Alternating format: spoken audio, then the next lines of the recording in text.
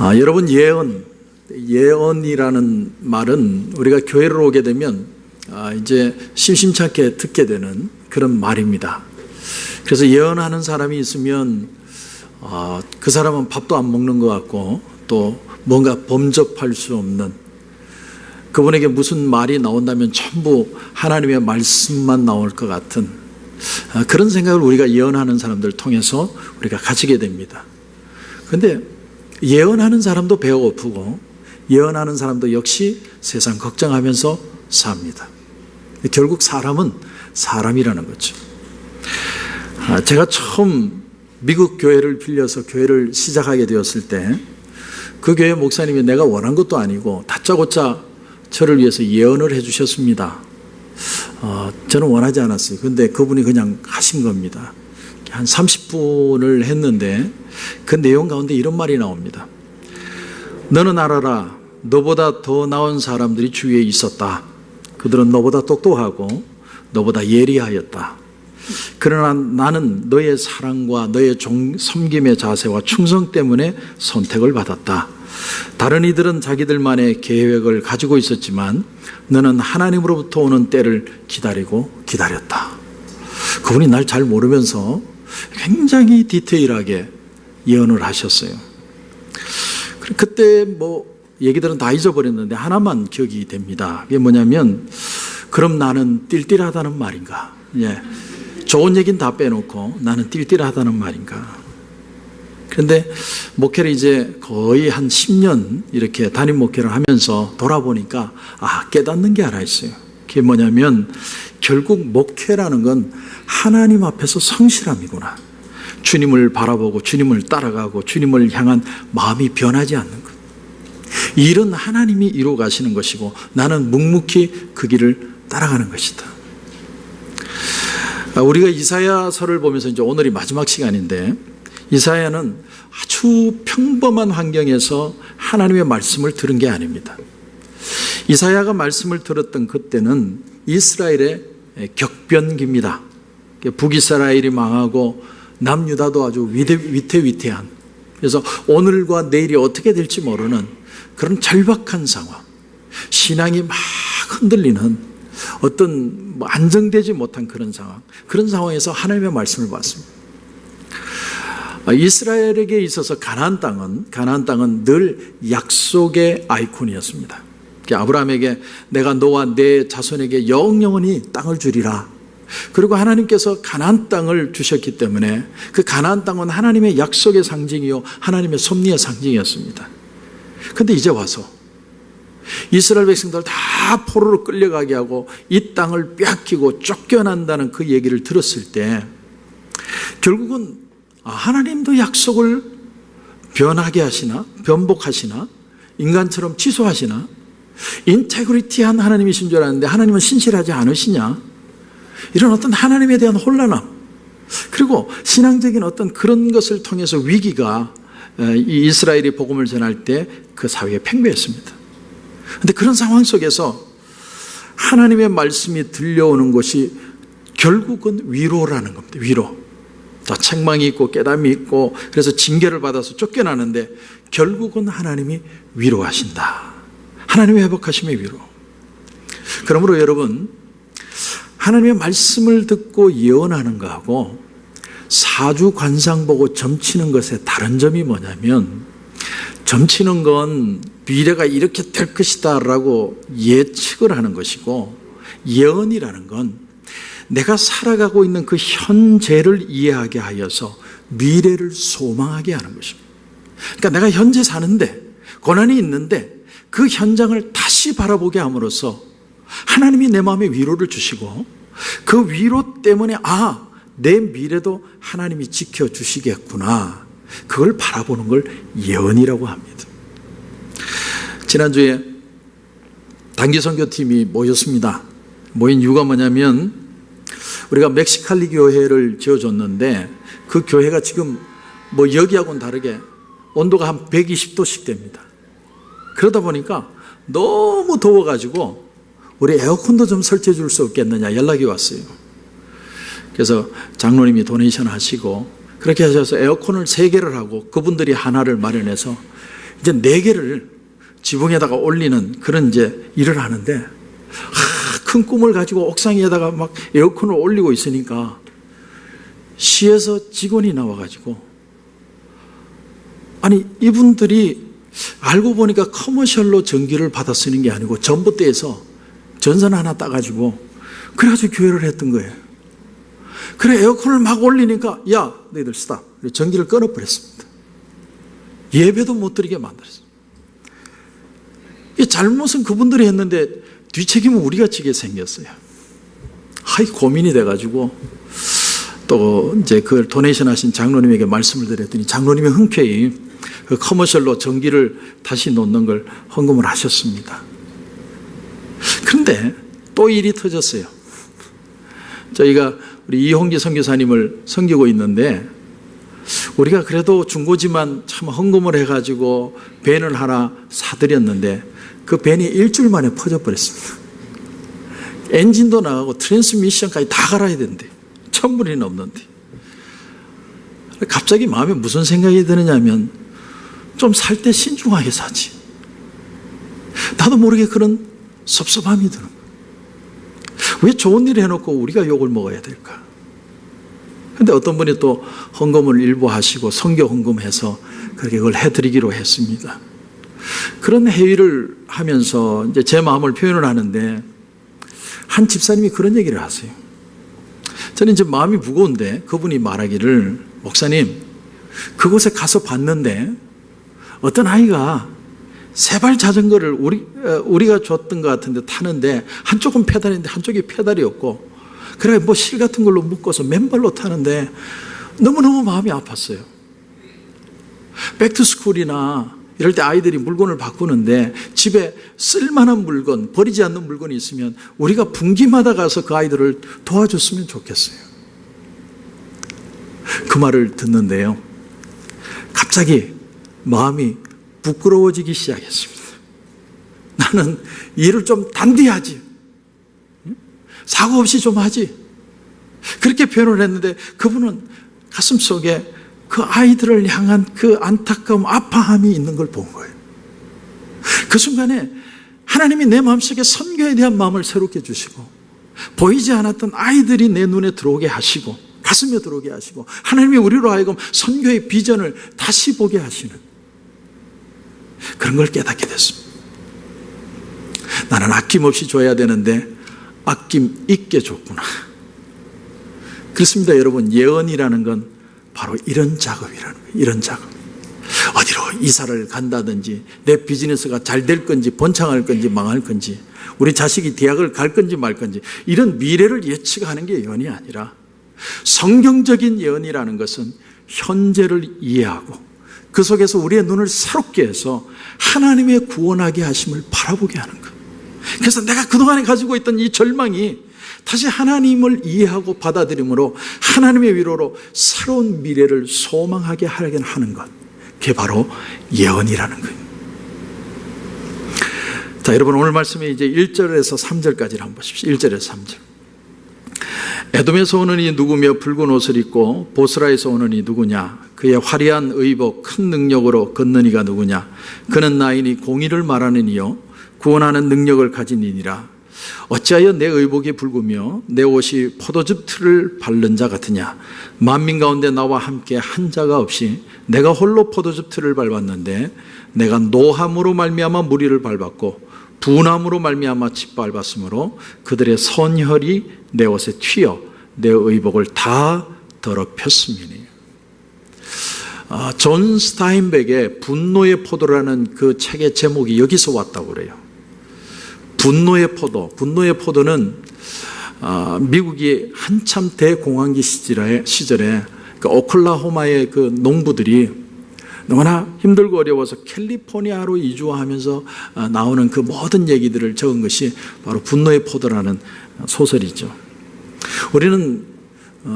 우리가 그 대공황이 된다고 그러면 금융의 위기만 생각하고 뭐 월가의 주가가 다 폭락을 하고 공장들이 문을 닫고 사람들이 파이어되고 이런 것만 생각하지만, 그 대공황 시기에 이 중부 지역에 엄청난 모래폭풍이 밀어닥칩니다. 그래서 농부들이 농사를 짓는데 농사한 것들을 다 모래가 뒤덮어 버렸어요. 농사를 망쳤습니다. 그러니까 그 땅을 싸게 팔고는 모두가 짐을 싣고 우는 마음으로 아픈 마음으로 모두가 캘리포니아로 이주를 해서 오렌지 따는 노동을 하게 된 게 분노의 포도죠.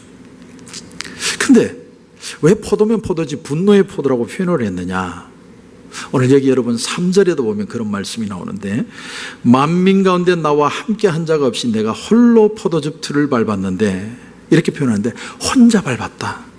또 5절에 보면 내가 본즉 도와주는 자도 없고 붙들어주는 자도 없으므로 이상하게 여겨 내 팔이 나를 구원하였으며 내 분이 나를 붙들었습니다. 그러니까 존 스타인백의 입장에서 보니까 이렇게 땅을 잃고 모두가 아픔을 가지고 그렇게 가난하게 되어서 사람들이 가는데 돕는 사람이 하나도 없더라고요. 그래서 분노의 근원이 어째서 아무도 돌아보지 않고 아무도 관심을 가져주지 않느냐. 그것이 분노예요. 그래, 포도인데 분노의 포도예요. 반드시 기독교적인 관점이라고 보기보다는 사회주의적인 관점에서 소설이 적힌 것 같은 느낌이 듭니다.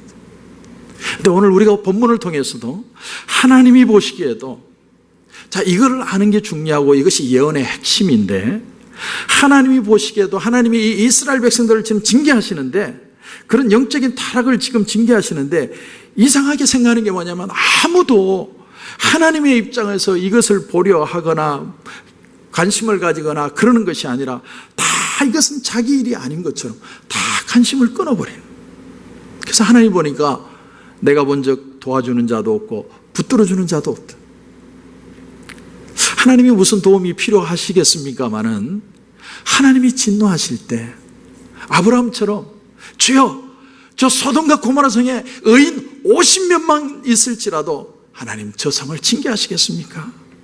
하나님의 마음을 헤아리고 그렇게 중보하는 기도하는 사람이 한 사람도 없다.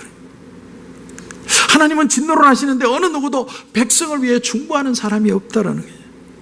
하나님의 마음을 헤아리고 적어도 하나님 앞에 이런 신앙적인 어떤 통분을 가지고 하나님을 바라보고 애타게 부르짖는 그런 사람이 하나도 없다는 거예요.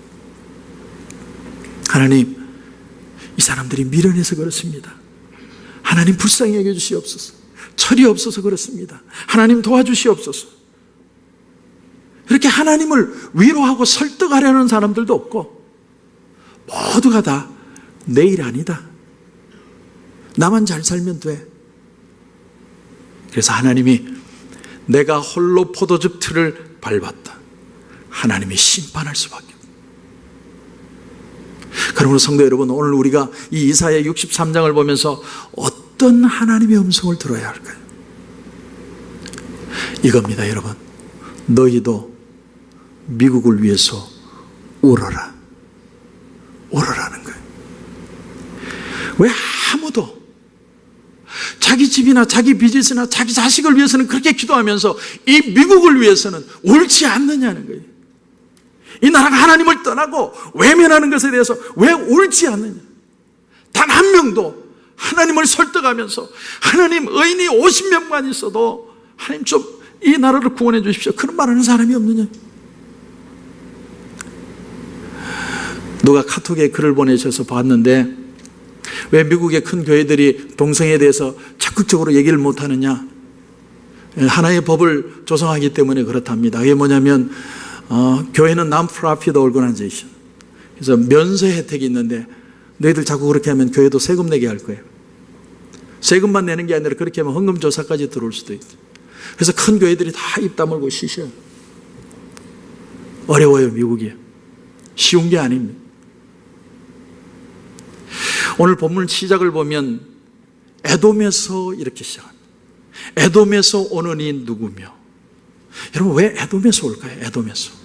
지금 이 이스라엘을 침략하는 나라는 아수르라는 나라고 바벨론이라는 나라고 수리아라는 나라인데 왜 에돔에서 온다고 얘기를 할까? 여러분, 에돔은요 가장 가까운 형제입니다. 에서, 야곱의 형인 에서의 민족입니다. 그런데 가장 철천지 원수예요. 인간적으로는 가장 가까운데 가장 옆에 있고 가장 도와주는 것 같은데 신앙의 문제에 들어가니까 가장 먼 원수가 되어서 사사건건 물고 늘어지는 나라가 에돔이라는 나라예요. 여러분, 우리가 당하는 고난은요, 한 방 팍 맞고 끝나는 게 아니고요, 사사건건 계속해서 발목을 잡히는 그런 고난일 때가 많습니다. 다시 말하면 에돔은요, 원수를 대표하는 아이콘입니다. 가나안 땅에 하나님의 약속을 대표하는 아이콘이라면 에돔은 원수들을 대표하는 아이콘. 그래서 사실은 이 에돔 속에 바벨론도 있고 아수르도 있고 수리아도 있고 모든 하나님의 백성을 괴롭히는 사람들의 모습이 다 포함되어 있어요. 그런가 하면 더 넓게 나가서 에돔은 수세기에 걸쳐서 기독교를 대적해온 모든 적대 세력을 포함합니다. 교회는 오늘날요, 여러분, 생존을 위해 싸우는 거예요. 근데 교회가 이렇게 싸워야 했던 것이 이번에 처음에 일어나는 게 아니고, 미국이 지금 갑자기 일어나는 게 아니라 수세기 동안 예수님이 오시고 이 땅에 교회가 세워지면서 지금까지 영적인 싸움은 일어나고 있다. 영적 에돔은 언제나 존재합니다. 어떤 때는 이 영적 에돔이 너무나 강해서 교회가 죽은 것처럼 빈사 상태로 빠진 적도 있었다라는 거예요. 이러다 보니까 요즘에요, 그런 말 하는 사람이 있습니다. 과연 교회가 존재해야 될 이유가 뭡니까? 의심하는 사람까지 생겨나고요, 모든 상황이 불리해지고요, 기도를 해도 힘이 나질 않고, 아니 기도조차도 하지 않습니다. 혹시 여러분은 하나님의 일과 기독교 장래를 보면서 이젠 소망 없다, 그렇게 생각하시는 분이 있습니까? 연일 터지는 IS의 그 폭탄 테러를 보면서 아유, 내일 아니니까 나는 나만 잘 살면 돼, 이렇게 생각하면서 사시는 분이 있습니까? 절망하고 좌절하면서 모든 게 안 돼, 낙심뿐이야, 여러분, 그렇게 생각하면서 사시는 분이 있습니까? 그런 분을 향하여 오늘 말씀이 주어집니다. 오늘 본문의 주인공은 에돔이 아니었어요. 여러분, 1절을 다시 보십시오. 1절. 에돔에서 오는 이 누구며 붉은 옷을 입고 보스라에서 오는 이 누구냐? 그의 화려한 의복 큰 능력으로 걷는 이가 누구냐? 그는 나이니 공의를 말하는 이요 구원하는 능력을 가진 자니라. 에돔은 유다 남쪽에 있었고 보스라라는 곳은 에돔의 도시입니다. 그래서 어떤 사람이 막 올라오는데 밝은 빛을 옷을 입었는데 그게 붉은 옷이에요. 피가 묻어 있어요. 오늘 본문의 주인공은 에돔에서 올라오는 어떤 사람인데, 근데 그 사람이 공의를 말하고 구원하는 능력을 가진 어떤 사람이다. 근데 누군가 질문을 하는 거예요. 아니, 왜 당신의 옷이 그렇게 막 피가 튀었습니까? 질문을 하니까, 내가 지금 에돔에서 에돔 사람들을 막 쳐서 죽이는 바람에 피가 튀어서 내가 이런 모습으로 왔다. 이분이 누굴까? 오늘 이 본문을요, 성경은 다 짝이 있어요. 제가 지난 시간에도 그 얘기를 했죠. 사도 요한이 요한계시록 19장에서 이 본문을 그대로 끌고 들어옵니다. 그리고 확대 해석을 해요. 창조적인 확대 해석을 합니다. 계시록 19장 11절부터 보면 이런 말씀이 나옵니다. 또 내가 하늘이 열린 것을 보니 보라, 백마와 그것을 탄 자가 있으니 그 이름은 충신과 진실이라. 그가 피 뿌린 옷을 입었는데 그 이름은 하나님의 말씀이라 칭하더라. 그의 입에서 예리한 금이 나오니 그것으로 만국을 치겠고 친히 그들을 철장으로 다스리며 또 친히 하나님 곧 전능하신 이의 맹렬한 진노에 포도주 틀을 밟겠고 그 옷과 그 다리에 이름을 쓴 것이 있으니 만왕의 왕이요 만주의 주라 하였더라. 오늘 이 말씀을요 그대로 계시록에 인용을 하면서 그 뜻을 더 창의적으로 사도 요한이 확장을 했어요. 그런데 그 말씀 속에 피 뿌린 옷을 입었다, 피 뿌렸다라는 그 표현이요 헬라어로 밥티조라는 단어가 쓰여져 있어요. 밥티조라는 단어의 뜻이 뭐냐면 우리가 세례를 받을 때 물속에 푹 잠기는 것처럼 그럴 때 쓰는 단어입니다. 옷이 피가 튄 게 아니라 옷이 그냥 피에 젖었어요. 얼마나 많이 죽였는지. 누구의 옷이 그렇느냐? 하나님의 말씀이라 칭하는 분. 그러니까 이분은 말씀이신 분이에요. 그래서 사도 요한이 요한복음 1장 1절에서 이렇게 말씀을 합니다. 태초에 말씀이 계시니라. 이 말씀이 하나님과 함께 계셨으니 이 말씀은 곧 하나님이시라. 그리고 그 1장 14절에 말씀이 육신이 되어 우리 가운데 거하시며 우리가 그의 영광을 보니 아버지의 독생자의 영광이요 은혜와 진리가 충만하더라. 이 붉은 옷을 입으신 분은 바로 예수 그리스도라는 거예요. 여러분, 이스라엘이 하나님을 떠나고 그들의 마음이 굳어져서 모두가 다 하나님을 외면하고 울지 않을 때 결국 하나님이 누구를 보내셨느냐? 이 땅에 메시아이신 예수 그리스도를 보내셨다는 거예요. 예수님이 중보자 역할을 하도록 보내셨다는 거예요. 그래서 오늘 5절 말씀에도 내가 본즉 도와주는 자도 없고 붙들어주는 자도 없으므로 이상하게 여겨 내 팔이 나를 구원하며 내 분이 나를 붙들었습니다. 예수님이 오셔서 백성을 위해서 직접 중보하도록 만드셨다. 여러분 잘 들으십시오. 사람은 자기가 자기를 구원할 힘이 없습니다. 인간적인 힘으로 내가 막 발부둥 치면서 막 살아보려고 애를 쓰지만 세상이 그렇게 호락호락하지 않습니다. 결국은 절망하고 좌절합니다. 그래서 하나님이 구원의 길을 마련해 주셨습니다. 그분이 바로 예수 그리스도입니다. 예수 그리스도의 이름밖에 없습니다. 그분이 오셔야, 그분이 나서셔야 이 모든 문제를 해결할 수 있다. 그 사실을 이사야를 통해서 예수님 탄생하기 700년 전에 예언하게 만드신 것. 여러분, 이분은 어떤 분이세요?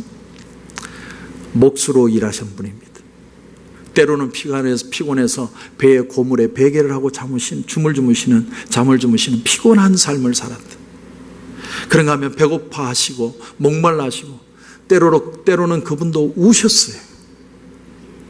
체포되어서 신문을 받고 유죄 판결을 받고 연약하게 죽임을 당하십니다. 그러나 십자가에서 생명이 끊어져서 장사되셨지만 다시 부활하시고 다시 승천하셔서 하나님으로부터 이 땅의 주재권을 가지게 되신 분, 그분이 바로 예수 그리스도십니다. 만약 누군가 나한테 질문을 하셔가지고 왜 목사하십니까? 그랬을 때 내가 대답을 먹고 살려고 합니다. 목구멍이 포도청이라서 목사합니다. 그런다면 그건 저도 문제고 여러분도 문제예요. 나는 왜 일을 하느냐?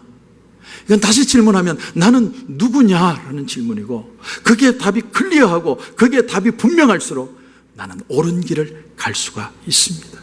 그때 삶의 능력이 나타나는 거예요. 나는 예수 생명을 가진 인생이고 그 사랑으로, 그 마음으로 이 시대를 위해 울 수 있는 나는 하나님의 눈물이다. 이게 우리 그리스도인들의 데피니션, 내 삶의 정의입니다. 저는 우리 속에 그런 삶의 역사가 일어나기를 주님의 이름으로 축원합니다. 이스라엘을 향한 이사야의 예언도 마찬가지입니다. 하나님이 우리를 버린 게 아니라 우리가 하나님을 떠났다라는 거예요. 우리가 하나님의 약속을 어겼습니다. 그래서 하나님의 얼굴을 돌리신 겁니다. 그런데 하나님이 다시 회복하실 것이다라는 거예요. 잠시 고통을 당하지만 회복할 것이다. 누구를 통하여? 예수 그리스도를 통하여. 그러므로 주님 품으로 돌아오라는 거예요. 돌아오라.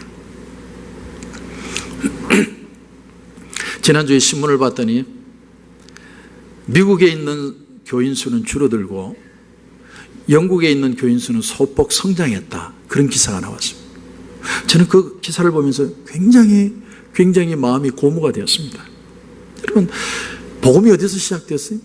영국으로부터 출발을 해서 미국으로 왔는데 그곳의 기독교인들이 지금 적지만 조금씩 늘어나고 있다는 게 얼마나 희망인지 몰라요. 이건 뭘 암시하느냐면 미국도 이제 교인이 줄고 교회가 문을 닫고 교회가 적어지지만 결국은 영국처럼 미국도 돌아오게 될 것이다. 그래서 이 미국을 한탄하고 무관심하고 나는 나만 잘 살면 된다, 그게 아니라 오늘 이 시간부터 우리의 기도는 달라져야 됩니다. 하나님의 마음을 주시고 이 미국을 위해서 내가 울면서 기도할 수 있는 마음을 주시옵소서. 여러분, 현대인들의 가장 큰 죄가 뭔 줄 아세요? 그건 바로 무관심입니다. 사랑 반대말은 미움이 아니에요.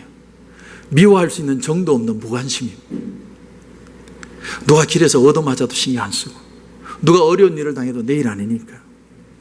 지금 이스라엘 백성들이 얻어맞고 있는 이유가 뭐냐면 바로 그들이 하나님을 바로 섬기지 못해서 지금 포로로 가는데 아무도 그 사실을 주지하거나 아무도 외치는 자가 없고 아무도 기도하는 사람이 없더라고요.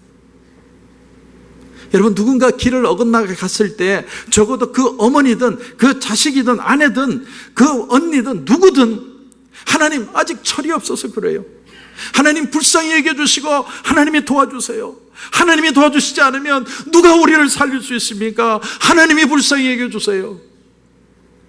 그렇게 기도해야 되는데 그런 사람이 하나도 없어요. 오늘 이사야 63장 1절에 보니까 이 붉은 옷을 입은 사람이 공의를 말하는 이고 구원하는 능력을 가진 사람입니다. 이 표현을 계시록 19장 16절에 보면 더 확장해서 그분은 만왕의 왕이요 만주의 주시다 이렇게 표현합니다. 우리 주님은 만왕의 왕이요 만주의 주십니다. 사망 권세를 깨뜨리고 오늘 죽음 같은 내 삶에도 찾아오셔서 생명 주시고 부활시키시고 새롭게 하시고 부흥시키시고 소망을 가지고 일어설 수 있도록 만드시는 분은 예수님밖에 없다라는 사실. 여러분 이걸 믿고 사십니까? 이 주님이 오고 계심을 여러분 믿으십니까? 우리는 그 소망으로 사는 사람. 이것이 기독교의 핵심이에요. 오늘 내 눈앞에 보이는 나를 두렵게 하고 좌절시키고 염려하고 고통스럽게 하는 모든 것들에 대해서 예수님은 그 영광과 그 광채와 그 입의 말씀을 가지고 모든 것을 멸하실 겁니다. 모든 세상에 퍼져 있는 공포를 사라지게 할 것입니다. 계시록 19장 15절 말씀에 그의 입에서 예리한 검이 나와서 만국을 칠 것이다. 그래서 여러분 우리의 싸움은 다른 싸움이 아니라 나를 구원하신 이분이 누구냐? 내 영원한 삶을 보장해 주실 수 있는 분이 누구냐? 이 교회와 이 세상의 주인이 과연 누구냐? 이 질문에 대한 싸움이라는 겁니다. 그러므로 우리가 처한 상황 속에서 눈을 들어 주님을 바라보아야 합니다. 그리고 탄원해야 돼요. 여러분 부르짖어야 합니다.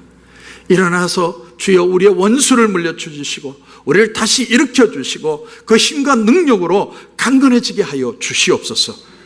이렇게 기도할 수 있다는 게 우리에게 얼마나 큰 특권인지 모릅니다. 예수님이 말씀하셨어요. 도둑이 오는 것은 도둑질하고 죽이고 멸망시키려는 것뿐이요 내가 온 것은 양으로 생명을 얻게 하고 더 풍성히 얻게 하려는 것이니라. 예수님의 일이 뭡니까? 예수님은 살리는 분이에요. 구원하시는 분이고 치료하시는 분이세요. 우리를 치시지만 다시 싸매시고 회복하시는 분이 주님이십니다. 주님은 우리에게 참 아이러니한 게 아무 무기도 주질 않으셨어요. 그래서 이렇게 얘기했어요. 나는 목자요 너희는 양이다. 양은 무기가 없어요. 칼을 주시지도 않고 방패도 안 줬어요. 영적 싸움을 하는데 아무것도 안 주십니다. 오직 하나 준 게 뭐가 있냐면 진실을 사랑하는 마음, 진리에 대한 열정, 예수님에 대한 마음, 예수님의 마음, 이것이 우리가 세상을 이기는 무기다 이렇게 표현하십니다. 하나님이 정하신 때에 하나님은 우리를 회복시켜 주실 겁니다. 그런데 회복하는 비결이 뭐냐면 하나님의 마음을 가지고 통분하는 마음을 가지고 예수 그리스도의 이름으로 부르짖어 기도해야 됩니다. 우리 단기 선교팀의 그 집사님이 그 아이가 세발 자전거에 페달이 한쪽은 있고 한쪽은 없고 그걸 줄 억지로 묶어가지고 맨발로 타는 그 모습을 보고 안타까움을 느낀 것처럼 동일하게 이 미국을 보는 저와 여러분의 마음에 아픈 마음이 있어야 돼요. 하나님의 아픔이 있어야 됩니다. 이게 유일하게 미국을 살릴 수 있는 방법입니다. 간절히 주님을 바라보는 거예요. 주여 이 미국을 불쌍히 여겨 주옵소서. 우리가 미국을 위해서 기도합니다. 하나님 우리를 도와주세요. 그럼 만국을 컨트롤하시는 주님께서 그 모든 것을 회복시킬 수 있다는 사실. 우리는 집단 밴드를 만들어서 무엇을 할 힘이 없습니다. 그러나 우리에게는 세상 권세를 이기신 예수 그리스도의 그 능력이 있습니다. 그러므로 우리는 딱딱한 마음이 아니라 관심을 가지고 중보하는 마음으로 이 세상을 살아야 됩니다. 주여 의인 10명이 있을지라도 저 소돔 고모라 성을 주님 멸하시겠습니까? 그렇게 외쳤던 아브라함처럼 주여 이 미국 땅에 의인이 10명만 있을지라도 주님이 이 미국을 외면하시겠습니까? 우리의 눈물 어린 기도가 다시 한번 살아나야 됩니다. 주여 우리를 불쌍히 여겨 주옵소서. 어렵고 힘든 시대에 예수 그리스도 말고는 우리에게 소원이 없습니다. 주님 우리의 삶에 능력이 되어 주시옵소서. 그런 은혜와 역사가 우리의 삶 가운데 일어나기를 주님의 이름으로 축원합니다.